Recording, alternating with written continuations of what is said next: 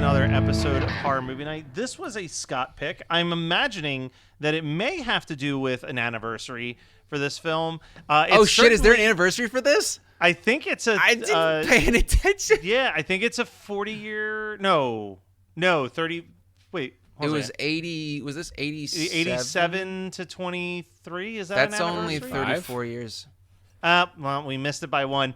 But, you know what? But there is a connection. There's a connection. Well, there is a connection, except for the fact that when this comes out, I'm pretty sure Evil Dead Rises is no longer in theaters. Oh, but and I whatever. didn't even... I picked this before I realized that Evil Dead Rise was going to be out. Oh, so this spring. is just genuine. This is pure love. Yes, and this was... Okay, this was a gimme for myself. So this has been on my list for years to talk about on the show. I don't know what stopped me in the last 9 Junes. I think this is either coming out end of May or early June, first week of June, I think it is. Either way, I have a story to tell about this movie. I have seen this movie many times, and I want to tell you about the first time I watched it, which was about my first It's time with Evil Dead 2. Hey, it was the last day of school, after school let out, my freshman year of high school. So I had finally gotten up the courage to watch Evil Dead 2. I had heard it was a splatter movie and that it was, like super scary. It's not. I don't know who told me that. This was the days before the actual internet. I mean, there was like GeoCities and Angel Fire. That was about all all there was. There were message boards and, like some chat rooms and stuff. But so whatever, June 4th or something, 1998. I'm setting the stage. I am done with my freshman year of high school. I have 3 movies that I rented for $3 for 3 days from the video store that I would eventually work for. I got Evil Dead 2 out, and I go, okay, I'm going to watch this while it's bright outside because I also want to watch it before I have to eat dinner with the family, because if it's too gross, I'll just be like, I have a stomachache and I won't eat dinner, and then I won't be nauseated. So I put it in, and I'm like, it's basically the ride, like that nostalgia that you have for one of those times when the movie just takes you. This was the ride, and I had the most fun ever watching it, and it became the movie that I would watch. I would get home from school, last day of school, all through high school.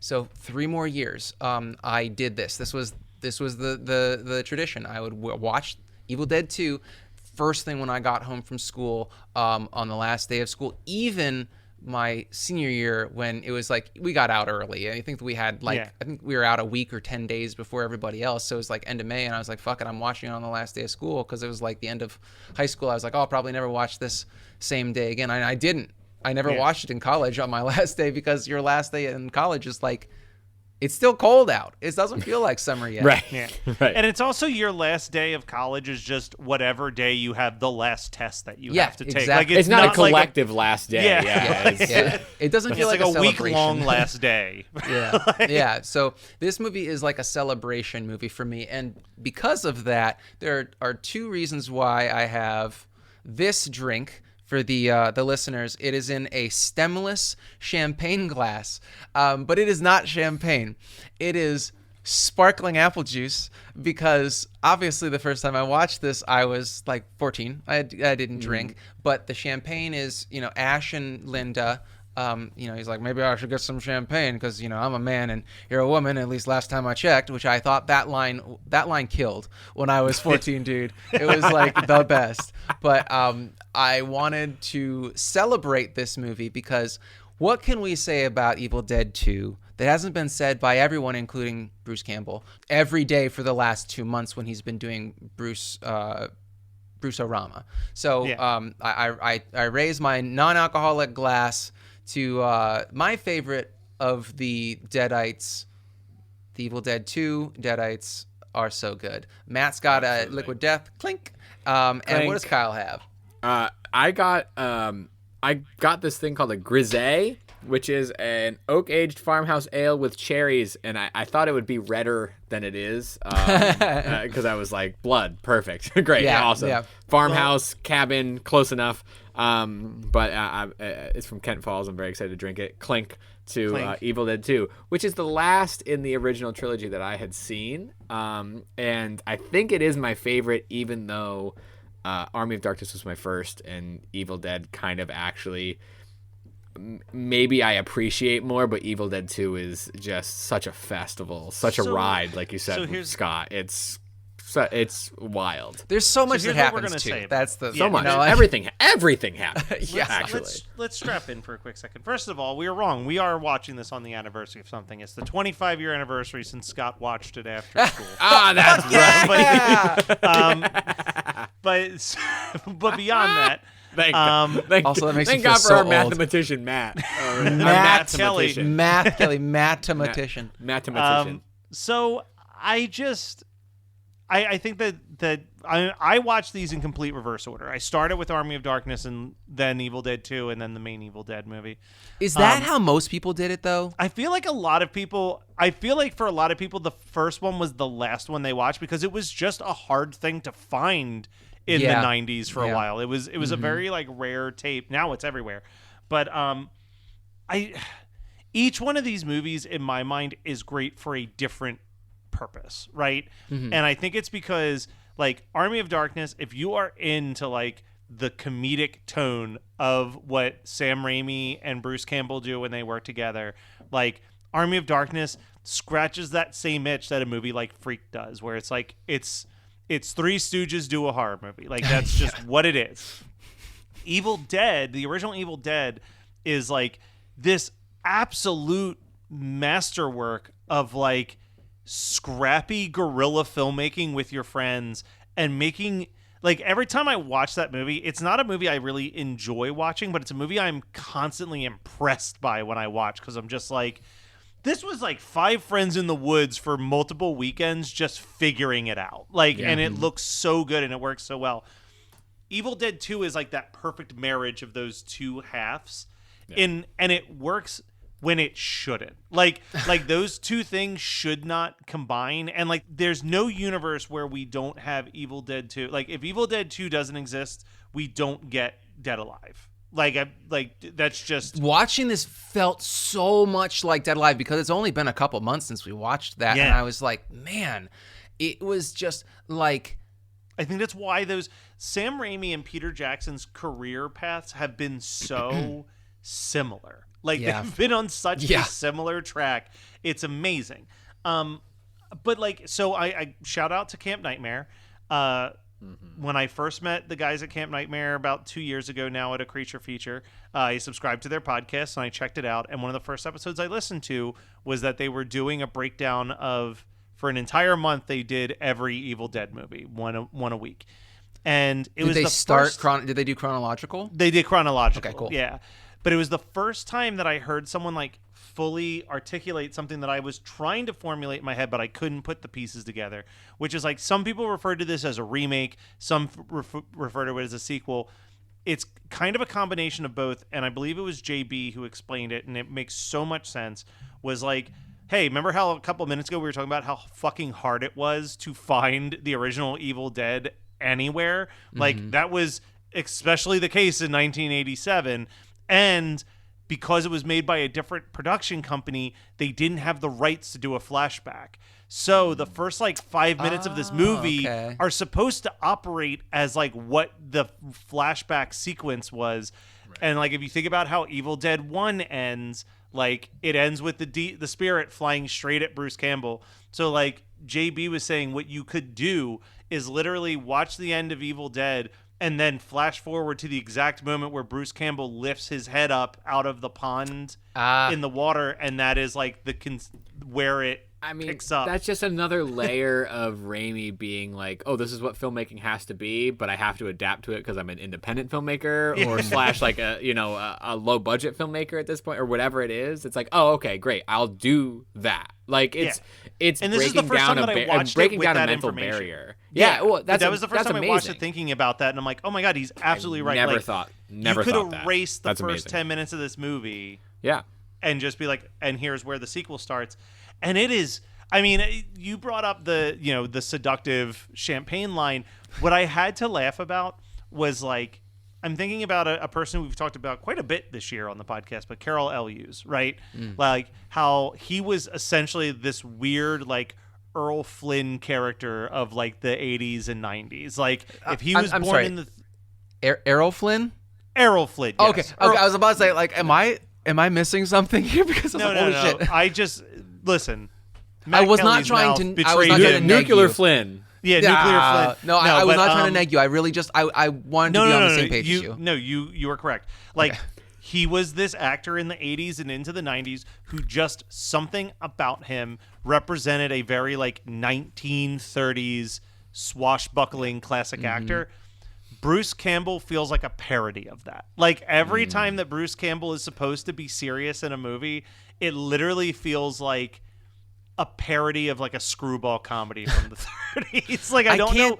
I can't trust him. You know, like I've seen him fight too many inanimate objects. Yeah, Here's the hot take that should have happened a long time ago. I don't fucking get the interest in Bruce Campbell. I don't understand. Like, I mean, what do you mean? What you just said now is maybe a little bit of that he's a little bit of a caricature. But like I watching Evil Dead 1 and then seeing his trajectory, like I don't get it. I don't have an interest in Bruce Campbell. Like I honestly think it's twofold. All right, this is with absolute zero research. My son's mad at me. I can hear him screaming upstairs right now. Zero. You take that back about Bruce Campbell. You're not my real dad. But like, okay, thing number one, horror fans. Not sure if you've noticed this. Very territorial, very much want to be like, you know, the joke that I always tell about the comic book shop. What's the one thing someone in a comic book shop wants to know more than anyone else? One other thing than everybody else in the comic book shop. Mm-hmm. So I feel like Bruce Campbell, for this weird subsect, was like, he's in the movies that us true horror fans watch, so he's our guy. Sure.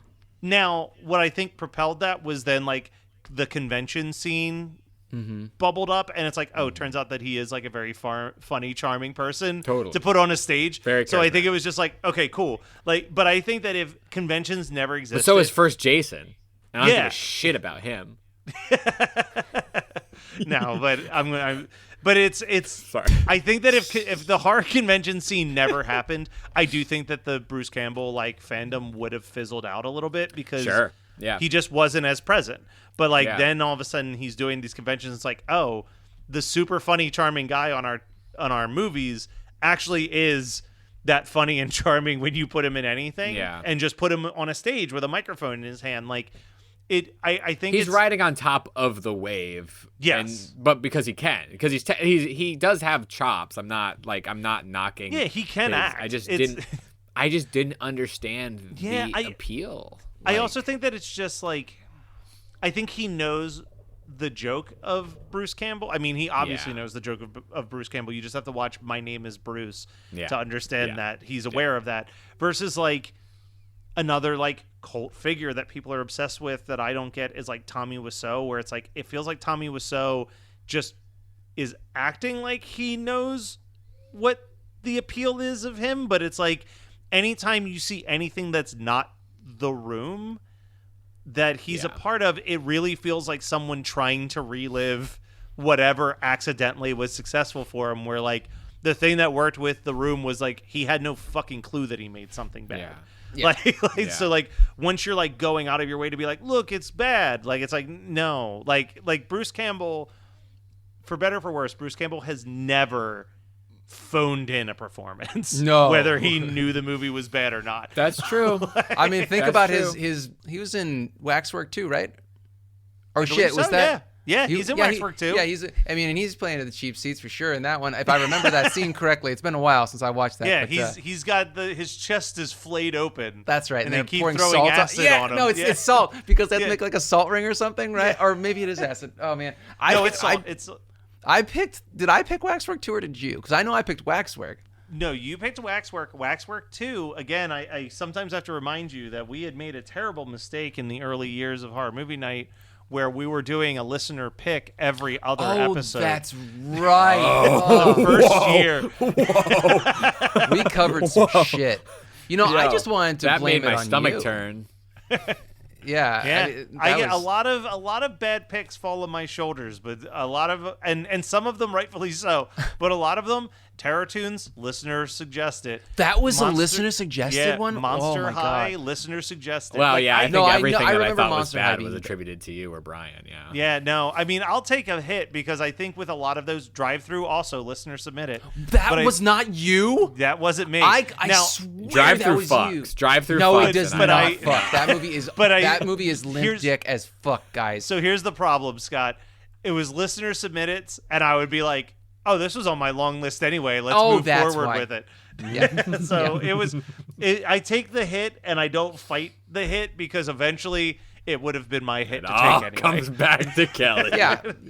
But yes, Everything's so- coming up, Kelly. But I do want to talk about a few quick things with this movie because you're right. Like what hasn't already been said a million times. But I do want to call out a few things that I really truly love in this movie, and it's all related to claymation for the most part. I have a note about that. I was like, Yeah. the claymation it's just a little present for you, just a little treat.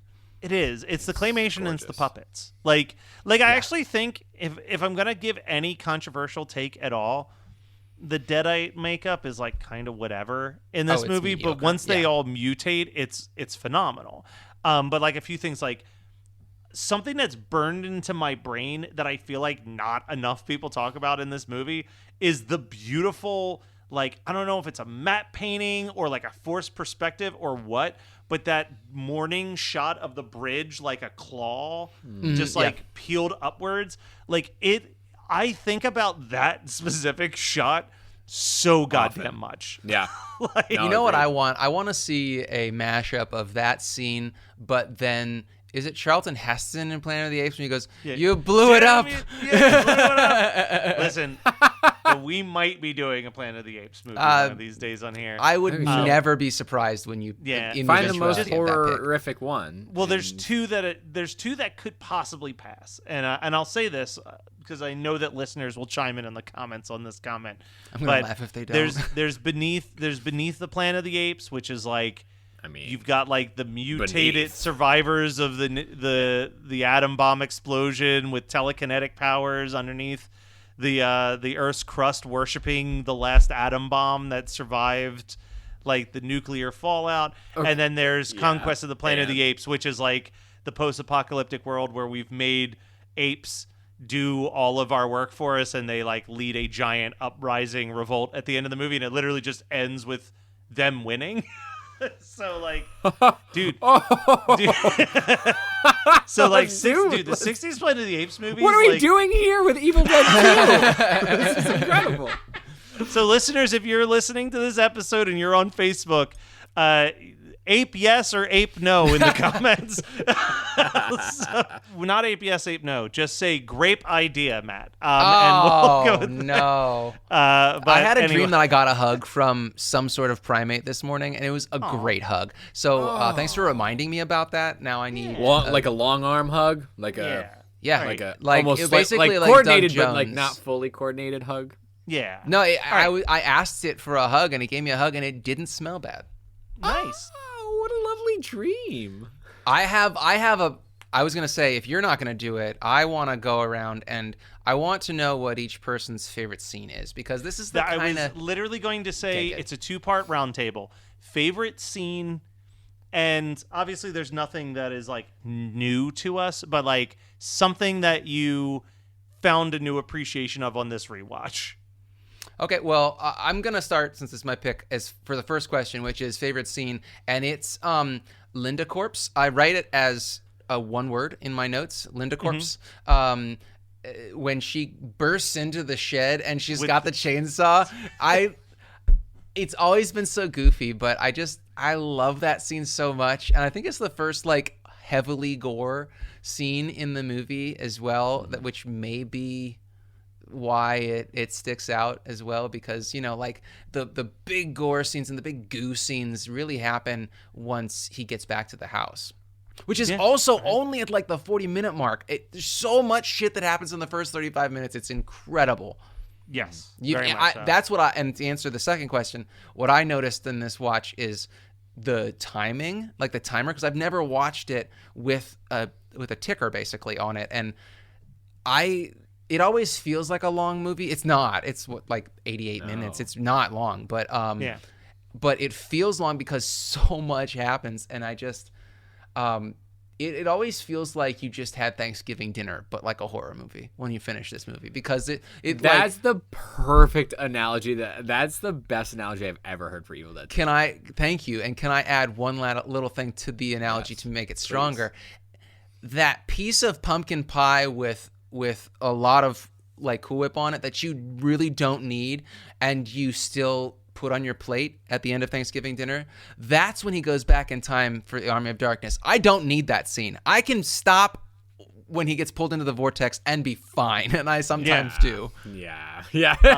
Sometimes you don't overdo it. And I swear that vortex scene, there's no way you can convince me that there are not parts in that scene that are literally also reused in Monster Squad when the vortex opens up. It feels the same year. It feels the same year. The way that the truck lifts up, like, I swear to God, they shared some type of footage between those two movies because they came out at the exact same time. All right, Kyle, how about you? Favorite scene, and maybe if you have one, something that you didn't appreciate until this watch. I just think like Corpse Dance is so beautiful. Yeah. Like so beautiful. And I think that this is the first the first time I watched it was just like an Anchor Bay DVD on like the smallest screen that I had, right? Like and it was recent. Like Evil Dead 2, like I said, was the last one of the original trilogy that I watched. And when I say that, I mean, like, I watched it for the first time within the past 5 years, maybe 6 years, 6 years, maybe. I mean, maybe that's kind of cool though. COVID years are, give or take 2, but it was recent. It was recent. Like I had a solid horror / filmmaking knowledge base, it feels like, before I watched Evil Dead 2, and I heard so much about it, but I also like heard it. I took to heart that it was a remake of Evil Dead 1, like, and I was like, okay, I don't care. I was like, I don't. But it is a fantastic movie, and Corpse Dance is lovely. But what I noticed mostly this time around was the close up of the eyeballs, this homage to Texas Chainsaw that Raimi does multiple times in what I considered an homage to Texas Chainsaw, multiple times with the close up of the eyeball. That, I mean, obviously when film people think about it's Texas Chainsaw, like, because it's perfect. I mean, but like this is what makes that dinner scene so effective. Like, but this is pretty close. I would say it's maybe like it's not placed in the in as an effective spot, but the actual like execution of the close up of the eyeball is up there with Hooper's in Texas Chainsaw, and it happens a few times in Evil Dead 2. It was very cool. Nice. All right. Well, you guys both took what I had written down for my favorite scene. Yeah, Scott took mine. I took both Dan's. It's just basically like... Okay, so I'll throw another one out there because it is a pretty iconic scene to me. Is that moment where the deer's head just turns and starts laughing, and then everything in the room starts laughing? Yeah. I mean, I've always that to me. I remember watching this movie and like watching it for the first time. It was obviously a crazy film, but that was like a specific moment where you're just like, this movie does not give a fuck. No. Like, this movie is everything's doing out the window. Whatever it wants. And I have a nice attachment to that. So obviously, Horror Movie Night. Before Horror Movie Night was Reddit Horror Club. Reddit Horror Club had 2 different theme songs. The one that most people remember is we used Harley Poe's Gorehound for a really long time. But for the first 2 or 3 years, it was actually a song from Joe's previous band, Calbretto, called Come See the Meat Boy, which was just like a surf instrumental. And I didn't use this. The part that I used from the theme was an audio clip of a guy going like, everyone pays to see the freaks, and then it's like a cool guitar riff or whatever. But the end of that song is, as the guitar is winding down, it's just a constant loop of all of the inanimate objects laughing in that scene from Evil Dead 2. And it is, I never knew that was the sound effect. I never listened to that song enough times to notice that. Yeah, if you listen, you'll hear. I picked it up one time. I'm like, oh, because I listen to that song constantly. So I think it was when I was rewatching Evil Dead 2 one time. I was like, holy shit. I got two things that jumped out at me. One is just I don't think I ever really appreciate it when Henrietta's or what is the Henrietta? Henrietta. When Henrietta's mouth first starts to shift and we get like this claymation mutation, but then it's a puppet head. And the look of that puppet head just gnawing on the dude's shoe is like, I don't know what it is, but I was like, man, this like scratches an itch I didn't know I needed scratched. But the other thing that I never paid attention to until this time watching, the scene where she gets off the plane to meet her boyfriend ? The dialogue is chaotic in that. Like the exchange is she comes off the plane and she goes, I found the last pages of the Book of the Dead. And he goes, I know, I read your telegram. What is that dialogue exchange? It is such a, like, if I was in a writer's She left before the group, return telegram made it back, so then they need to catch it. It's like... Like, if someone was in a writer's group with me and they handed me that line of dialogue, I'd be like, cut that. That is right, such yeah, a we can figure out a better way. Like, it is, but part of me is like, knowing Sam Raimi's sense of humor, I'm like, I feel like it's there because it's stupid. Yeah. Like, I feel like it's written because it's such a stupid exchange. And it also kind of creates a division where you're like, this guy ain't it for this girl. Like they might be like working like because it's like there is so little chemistry between the two of them versus like she gets on screen with Ash and it's like instant chemistry. So I don't know, maybe that was Sam Raimi's subtle way of being like, these two nerds should not be together in the first place. Hi friends, the world got you down. Don't be sad. Listen to $2 Late Fee with Zach and Dustin. $2 Late Fee is the podcast that celebrates the best decade of entertainment, the 1980s. We pick a movie and soundtrack from our youth that we loved and see if it holds up today. We also interview your favorite celebrities from that era. All in the spirit of positivity and togetherness. Check us out at $2latefee.com. I have one last story, and then I will tell you my double feature. Yes, so, please. Years and years ago on Reddit, and it wasn't even Reddit horror. It was like, I don't know, what the fuck or something like that. You know, like some random subreddit. There was a picture of all these bottles of pee, and it was like a gamer who just peed in bottles all the time, and I took a screenshot of this quote comment because it was the funniest thing I've ever read on Reddit. Because it was also so out of place and so specific. It was, you know, so there's this picture of this like this collection of piss bottles, and they weren't little. They were like those organized, or were they? Yeah, they were like on this dirt floor. And I think that they may have been by a mattress on this dirt floor, creepy fucking basement.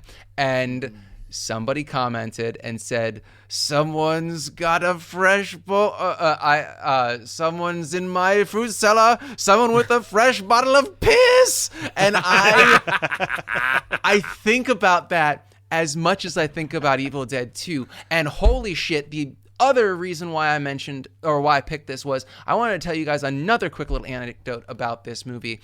So, High Fidelity. Oh, the change from the book to the movie. Yes. So, for Valentine's Day in 2019, I believe it was, I took Megan to a screening of High Fidelity with a Q&A with John Cusack afterwards. It was in town at the Civic. Amazing date.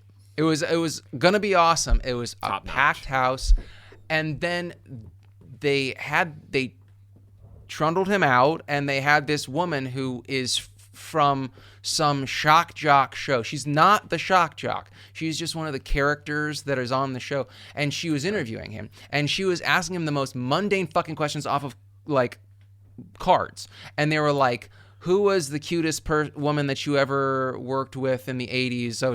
And she wasn't even listening to his answers.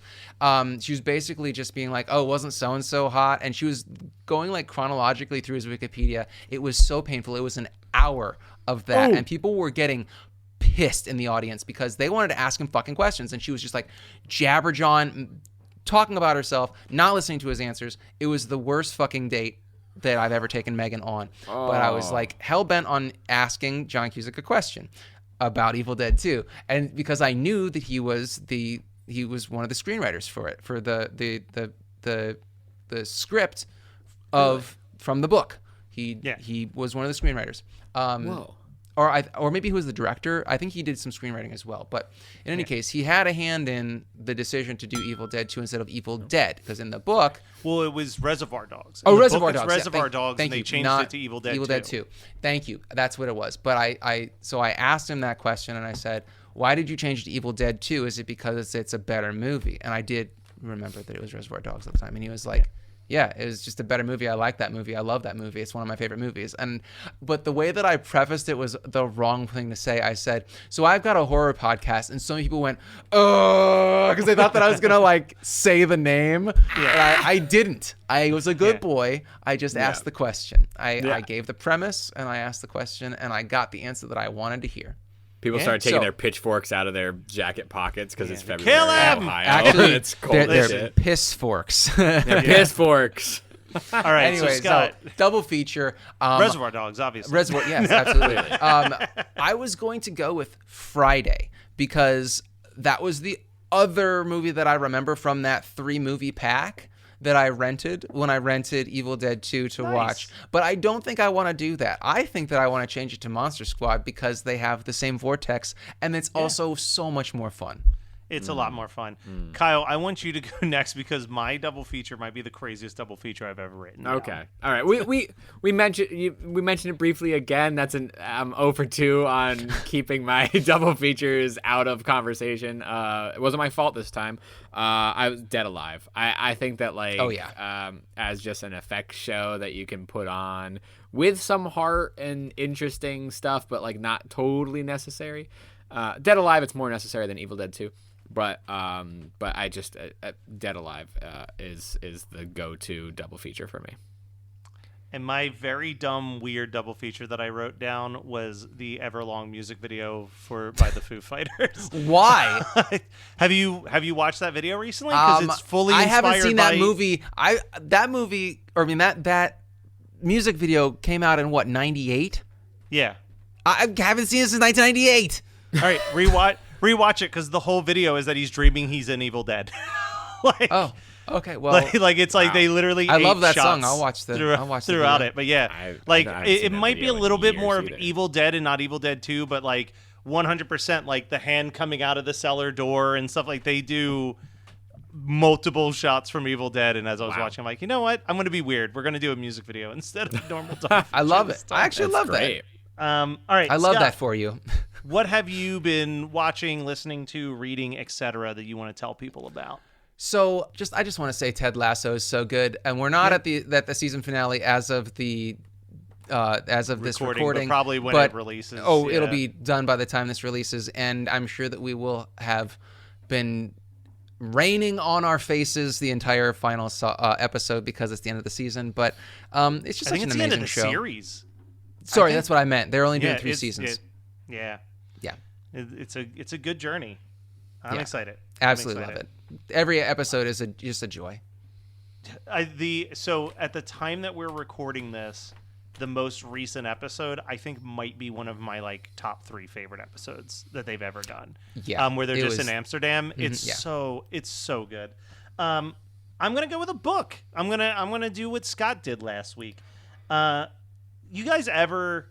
I don't know if this is just me, but have you guys ever like started to read a book within 2 or 3 chapters?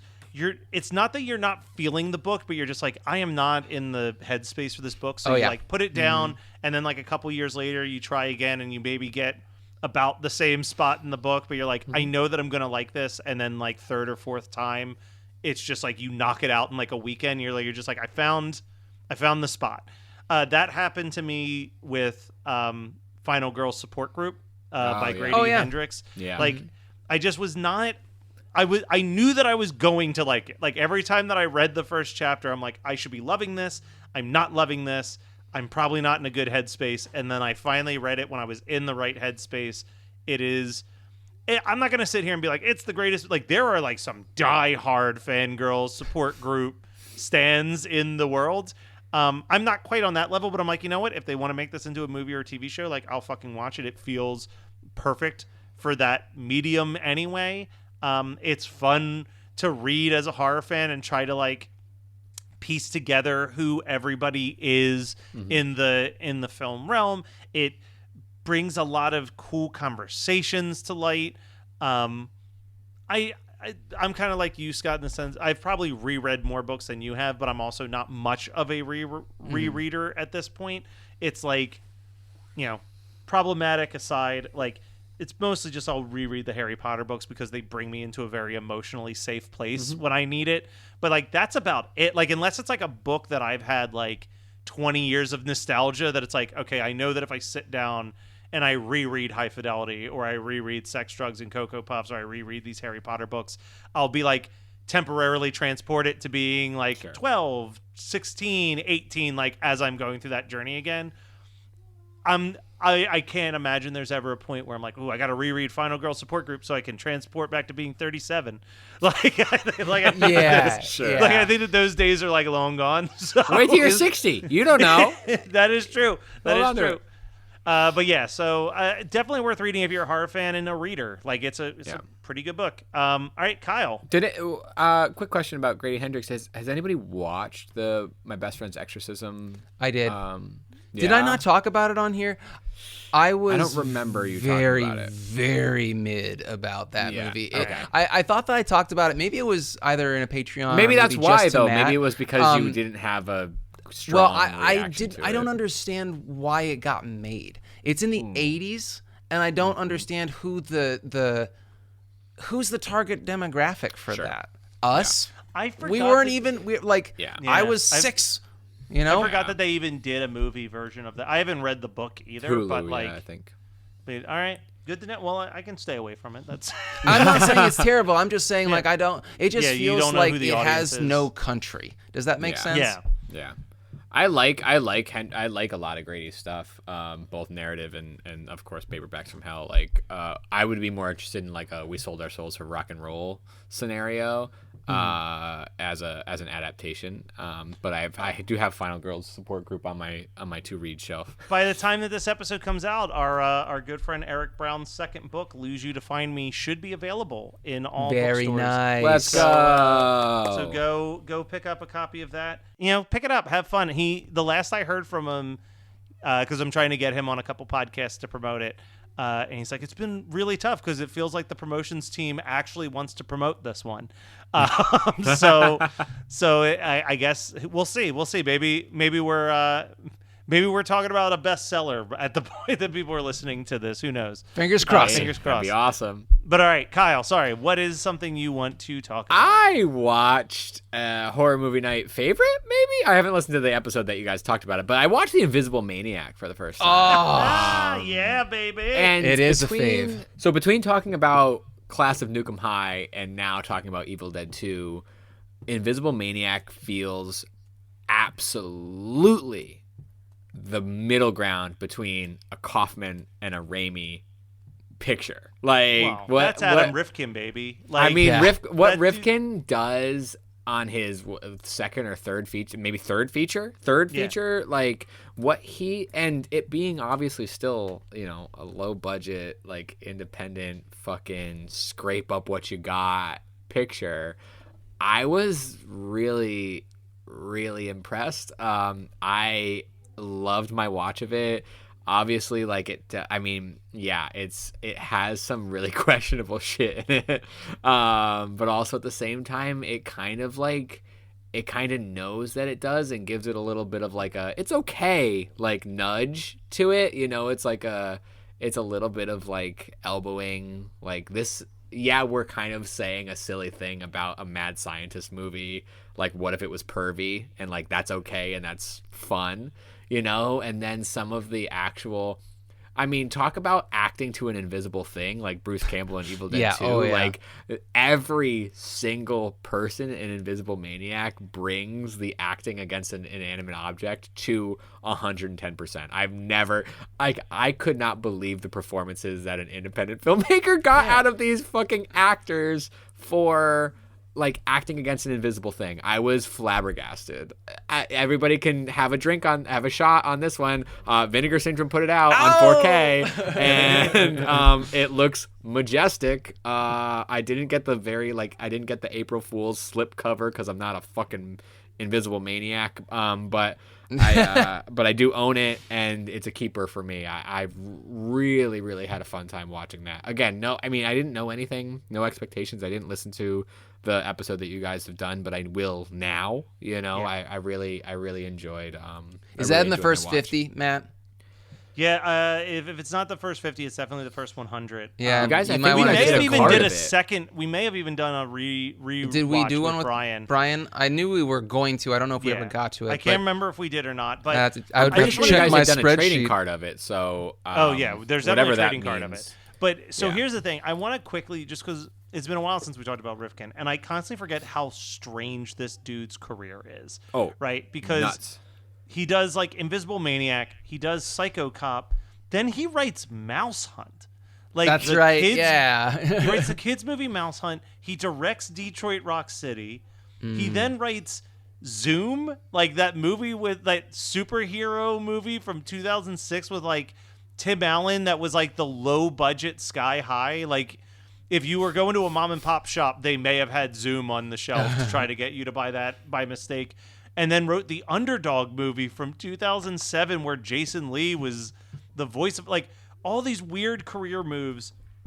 And then out of nowhere in 2017, he makes this movie, The Last Movie Star, starring Burt Reynolds, that was like an absolute like film festival smash. Like I haven't even seen it, but everything I've heard is like it is this heartbreaking, like beautiful drama about like a film star from the yesteryear, like knowing that his career is over and like acting in his final film role.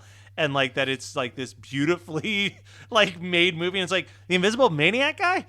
Like, Yeah. Well, dude, I mean, here's the thing. Like that actually, in the way that I sort of envision what Rifkin's career is. And it was an A24 film. Forgot about that part. Yeah, he made an Oh my A24 God. film with that. It Yeah. makes a ton of fucking sense. Like I don't know Rifkin's like, early background, but just like let's just say from Invisible Maniac through what you've talked about, we're talking about a dude who has like made a movie, went to LA or was already based in LA in Hollywood, got into a studio system, was able to experience and live within the studio system from the heights of Mouse Hunt and Detroit Rock City down to lower things, and then Small be able Soldiers. to Wrote Small and Small Soldiers also. Soldiers. I mean, That's so you're right. you're also generationally dealing with somebody like Joe fucking Dante. Yeah. Yeah. Like you have all these experiences within Hollywood. He's actually making films sort of about Hollywood, as Hollywood, through Hollywood, all the way up to this film that you just talked about with Burt Reynolds, which sounds like a magnus opus, like in a lot of ways.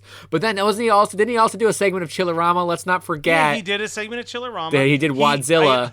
I also just read this part of his Wikipedia page. Continuing in the family film genre, he wrote the screenplay for what was supposed to be John Woo's version of He-Man. And was one of the first writers of the Planet of the Apes remake back in 1988. No, he wrote that's unused draft. Like 1988. yeah, 88. That's how long they were trying to remake Planet of the Apes back in the day. Whoa! I'm gonna pick Planet of the Apes, Tim Burton's Planet of the Apes, for one of our Patreon episodes, just as I can continue my 2+ hour movie film selections for Man, Patreon. that was the that very gave Matt first such a time- chill. Yeah, that was the very first time I think I ever watched a Tim Burton movie where I thought, oh no, maybe he's not unstoppable, because like up until that point, for a teenage kid, it was just home runs for days with Tim Burton. Right. Until one day. Until he had the audacity to try to do Planet of the Apes. Well, guys, we gave you a lot of homework to let us know your thoughts on a whole lot of different things. So sound off on our social medias. Follow us on everything. We're posting reels and Instagram stuff and TikTok stuff, and I don't know. I sound like I'm 1,000 years old right now talking about it. But anyway, we'll be back next week. But we're there. Yeah, we'll be back next week with even more horror movie night.